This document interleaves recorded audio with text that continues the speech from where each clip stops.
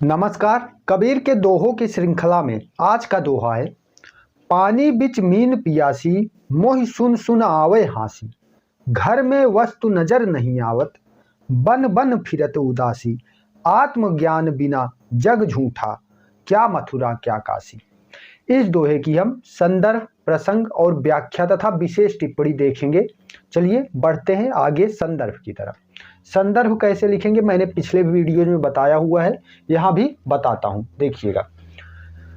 प्रस्तुत पद्यांश या फिर प्रस्तुत दोहा हिंदी साहित्य के निर्गुण भक्ति काव्य धारा के प्रसिद्ध या श्रेष्ठ कवि संत कबीर दास जी के मुख से उद्धृत बानियां हैं, जिसका संकलन बीजक काव्य ग्रंथ में किया गया है। बीजक साखी, सबद तथा रामायणी 3 खंडों में विभाजित काव्य ग्रंथ है। इस प्रकार ये हो गया इसका संदर्भ। अब देखेंगे प्रसंग। प्रसंग कैसे लिख रहे हैं कि इस दोहे में, इन पंक्तियों में कबीर क्या कहना चाह रहे हैं, तो उस पर बात करते हैं। प्रस्तुत पंक्तियों में कबीर दास जी तीर्थादि बाह्य आडंबरों की अपेक्षा आत्मज्ञान पर अत्यधिक बल देते हैं। कबीर तत्कालीन सामाजिक और धार्मिक बंधनों से मनुष्य को स्वच्छंद करना चाहते हैं, इसलिए वे बाह्य आडंबरों, तीर्थ स्थलों आदि की अपेक्षा मन की शुद्धि और आत्मज्ञान पर अधिक बल देते हैं। कबीर कहते हैं, अब कबीर क्या कहते हैं उसको व्याख्या के अंदर हम लोग जानेंगे।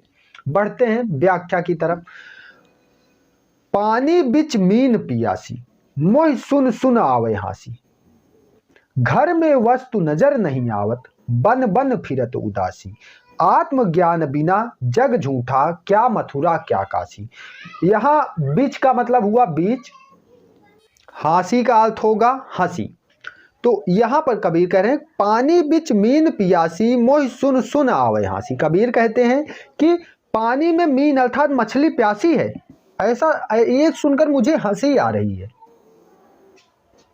घर की वस्तु नजर नहीं आवत, बन बन फिरत उदासी। कि घर में जो वस्तु रखी है वो नजर नहीं आ रही और इंसान भटका हुआ, मारा मारा जंगलों में फिर रहा है। आत्मज्ञान बिन जग झूठा, क्या मथुरा क्या काशी।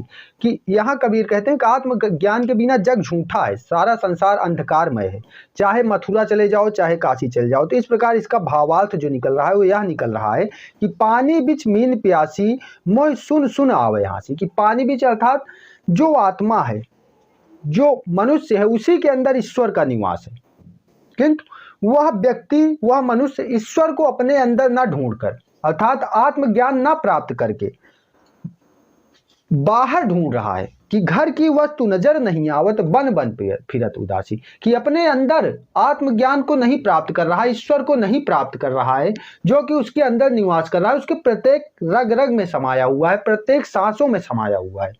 उसे प्राप्त करने की कोशिश नहीं कर रहा है, बल्कि उसे जंगलों में सन्यासी होकर घूमते हुए ढूंढ रहा है।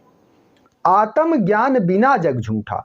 यहां कबीर कहते हैं कि आत्मज्ञान के बिना जग झूठा है, यानी कि अंधकारमय। अगर मनुष्य को आत्मज्ञान नहीं है तो समस्त संसार उसके लिए अंधकारमय है। वो चाहे फिर मथुरा चला जाए या काशी चला जाए, उसका कोई भी मतलब, कोई भी अर्थ नहीं निकलने वाला है।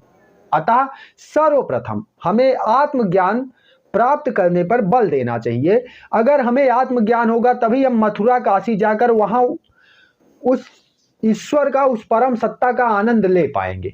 ठीक है, तो इस प्रकार ये रही इसकी व्याख्या। यहां पर कबीर ने प्राथमिकता दी है आत्मज्ञान को। और विशेष टिप्पणी की बात करें तो इसमें विशेष टिप्पणी क्या की जा सकती है इन पंक्तियों के ऊपर, तो वही सधुकक्कड़ी भाषा या फिर पंचमेल खिचड़ी भाषा का प्रयोग है, जिसमें ब्रज, अवधी, राजस्थानी, हिंदी आदि भाषाओं के शब्दों की बहुलता है। जैसे मोही, हांसी जैसे शब्द जो है ब्रज भाषा के हैं। और इसमें हम देखते हैं पानी बिच मीन पियासी, मोहि सुन सुन आवे हांसी। इसमें विशेषोक्ति अलंकार है, जहां पर कारण के होने पर भी कार्य ना हो। जैसे पानी के होने पर भी मछली प्यासी है, तो यहाँ क्या है, यहाँ पे विशेषोक्ति अलंकार है। तो इस प्रकार ये रहा इसका ससंदर्भ, संदर्भ, प्रसंग और व्याख्या हमने देखी यहाँ पे। ठीक है, टिप्पणी भी हमने चर्चा की।